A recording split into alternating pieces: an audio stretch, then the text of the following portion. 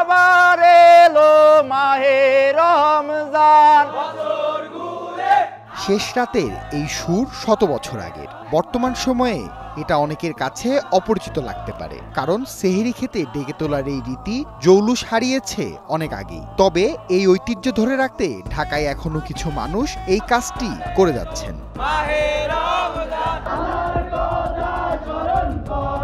এই কাজটা ভাইয়া মানে আমাদের এলাকার ঐতিহ্য, মানে ছোট থেকে মানে আমরা গিয়ে আসছি প্রায় 11 বছর যাবত। তো ঐতিহ্যটা চাই না মানে শেষ হয়ে যাক, তো আমরা একের পর এক ধরে রাখতেছি। রাতের ঢাকা যখন নীরব, তখন তরুণ প্রজন্মের এই শিশু কিশোররা জেগে থাকেন, অপেক্ষা করেন কখন সেহরি খাওয়ার জন্য রোজাদারদের ডেকে তুলবেন। পুরো বছর জুড়ে তারা অপেক্ষা করেন রমজান মাসের জন্য।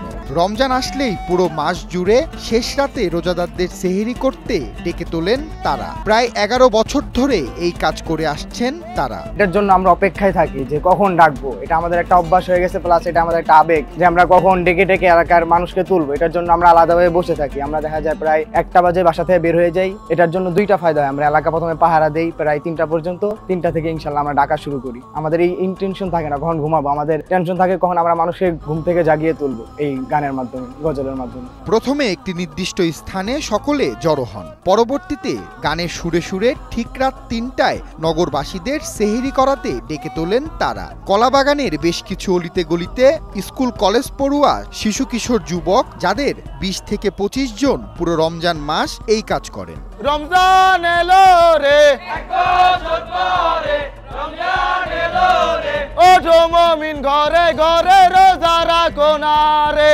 সেহরিতে ডেকে তোলার এই প্রচলন শুরু হয়েছিল প্রাচীনকাল থেকে। কালের বিবর্তনে পরে নানা পন্থায় ডাকের প্রচলন শুরু হয়। কোথাও কোথাও ঢাক ঢোল বাজিয়ে, কোথাও গজল গেয়ে, কেউ কেউ আবার নিজেদের বানানো গান গেয়ে ডেকে তোলেন নগরবাসীকে। কাশিদা পরে ঘুম থেকে ডেকে তোলার অতীত ঐতিহ্যও ছিল।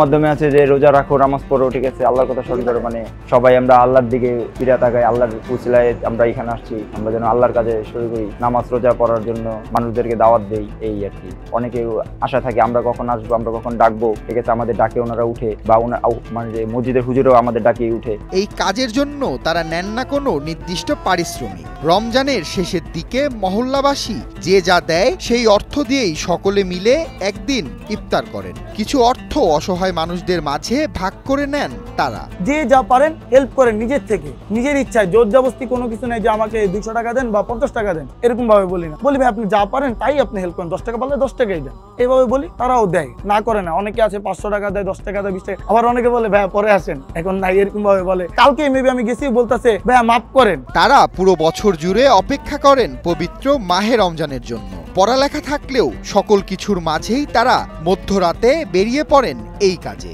সবাই মিলে আনন্দ যেমন করেন, তেমন একটি আত্মতৃপ্তিও কাজ করে তাদের। মানে আমরা এখানে কেউ ঘুমাই না, আমরা সবাই একসাথে আড্ডা মাড্ডা মারি, ঠিক আছে, কখন 3টা বাজবে, কখন আমরা গাবো। সবাই সারাদিন একটা আগ্রহ নিয়ে থাকে যে কখন রাত হবে, কখন আমরা ডেকে তুলবো মানুষদেরকে পাড়া মহল্লায় গিয়ে। এই জন্য আর কি সবাই একসাথেই থাকি আমরা রাত।